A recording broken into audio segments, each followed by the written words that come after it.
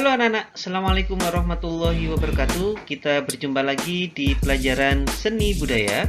Pada kesempatan kali ini kita belajar tentang gaya karya seni lukis berdasarkan visualisasi objek atau karakter objek yang ada di dalam lukisan tersebut.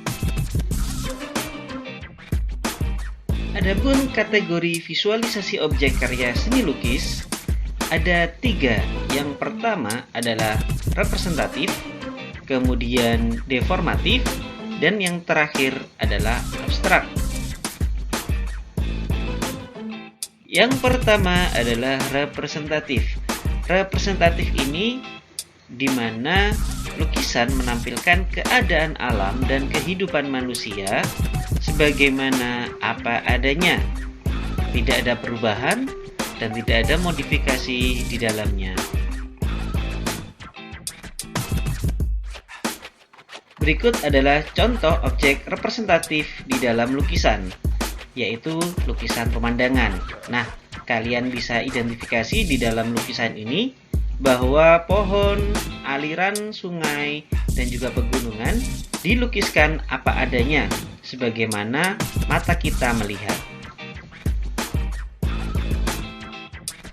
Ini adalah contoh kedua untuk objek representatif, di mana kita bisa melihat sebuah lukisan yang menghadirkan sesosok anak perempuan. Nah, anak perempuan di sini bisa kita lihat apa adanya, sebagaimana anak perempuan biasa yang bisa kita lihat di kehidupan nyata. Yang kedua adalah deformatif, di mana kita bisa melihat gubahan dari bentuk asli sehingga menghasilkan bentuk baru namun tidak meninggalkan bentuk dasar aslinya. Dalam artian ada modifikasi, baik itu menyeluruh ataupun hanya beberapa bagian saja. Namun walaupun sudah dimodifikasi, kita masih bisa mengenali figur asli dari objek tersebut. Ini adalah contoh objek deformatif. Nah, bisa kita lihat di sini ada objek figur manusia, tetapi ada modifikasi di mana kepalanya diganti dengan jam pasir. Kemudian juga ada botol yang terbang dan beberapa objek lain yang mendapatkan modifikasi namun masih bisa kita kenali. Ini adalah contoh objek deformatif yang kedua.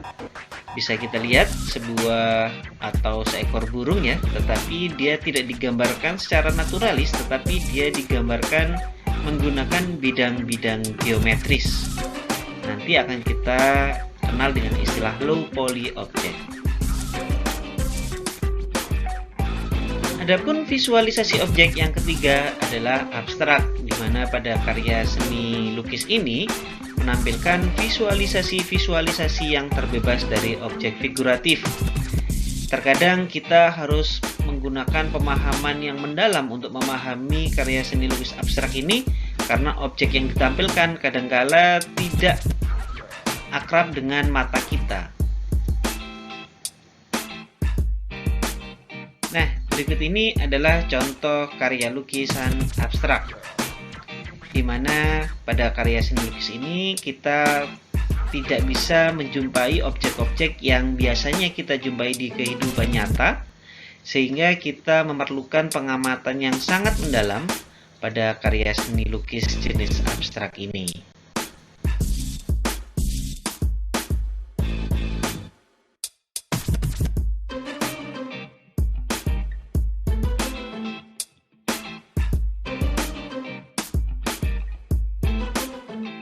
Dari visualisasi objek representatif, akhirnya muncullah beberapa aliran seni lukis yang sering kita jumpai ataupun kita pelajari.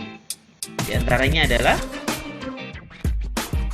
yang pertama adalah aliran naturalisme, sebuah aliran yang melukiskan keadaan ataupun fenomena alam semirip mungkin dengan aslinya, sehingga diperlukan kemampuan yang terlatih untuk mewujudkannya. Pada aliran naturalisme ini, fokus utama adalah pada keindahan objek alam ataupun lingkungan di sekitar kita, ditampilkan apa adanya, sehingga seakan-akan kita melihat sebuah karya seni fotografi. Ini adalah contoh lukisan naturalisme, di mana aliran ini seringkali kita jumpai di beberapa pameran ataupun di lobi hotel, di mana kita bisa menjumpai sebuah pemandangan yang sangat indah. Aliran yang kedua dari visualisasi objek representatif adalah realisme, sebuah aliran yang melukiskan kehidupan sehari-hari manusia apa adanya, tanpa ada efek dramatisir ataupun ilusi. Berikut adalah contoh lukisan realisme, di mana kita bisa melihat aktivitas manusia yang apa adanya dan seringkali kita jumpai di kehidupan nyata. Aliran ketiga adalah romantisisme, sebuah aliran yang melukiskan objek representatif dengan penuh efek dramatis, baik dari segi pengambilan sudut pandang, teknik pencahayaan, dan lain sebagainya, bertemakan kejadian dahsyat ataupun sejarah yang penting bagi umat manusia. Ini adalah contoh lukisan romantisisme. Apabila kita identifikasi lebih lanjut, lukisan ini sangat berbeda jauh dengan lukisan realisme. Apabila pada lukisan realisme hanya menampilkan sudut pandang aktivitas manusia yang apa adanya dan jamak kita jumpai di kehidupan nyata, pada lukisan romantisisme, lukisan digambarkan dari sudut pandang yang sangat-sangat dramatis. Terkadang diambil dari sudut pandang bawah ataupun dari atas. Kemudian pada lukisan romantisisme ini gelap terang sangat diperhatikan dengan baik. Unsur pencahayaannya, shadow, highlight sungguh sangat impresif. Kemudian di sini juga ditampilkan sebuah narasi ataupun tema yang sangat dahsyat. Selanjutnya, untuk visualisasi objek deformatif juga melahirkan beberapa aliran seni lukis yang sangat berkarakter. Di antaranya adalah impresionisme. Impresionisme ini adalah melukis objek berdasarkan impresi yang tampak mirip bila dilihat dari jauh. Palet warna yang cerah dan kontras, serta terfokus pada melukis pantulan cahaya pada subjeknya dibandingkan subjeknya sendiri, menggunakan sapuan kuas kecil dan menghindari penggunaan warna hitam. Itu tadi adalah karakteristik dari lukisan impresionisme. Ini adalah contoh lukisan impresionisme. Terlihat ada dua objek manusia, tetapi di situ tidak diperlihatkan secara mendetail, tetapi hanya pada impresi pantulan cahaya saja. Pada lukisan impresionisme ini, durasi melukis sangat cepat karena mengandalkan sinar matahari sebagai impresi cahaya yang nantinya akan diimplementasikan pada kanvas. Ini adalah contoh kedua dari lukisan impresionisme. Nah, pada lukisan ini bisa kita lihat bagaimana objeknya. Sebagaimana lukisan yang pertama tidak terlihat secara mendetail, tetapi masih bisa kita lihat bahwa itu adalah lukisan bunga yang berada di atas air. Nah, bisa kita lihat bagaimana penggunaan warna yang kontras dan juga penggunaan dab atau sapuan kuas yang sangat kecil yang merupakan representasi dari pantulan cahaya pada objek. Bisa kita lihat di lukisan impresionisme ini hampir tidak ada warna hitam. Aliran yang kedua dari deformatif adalah surrealisme.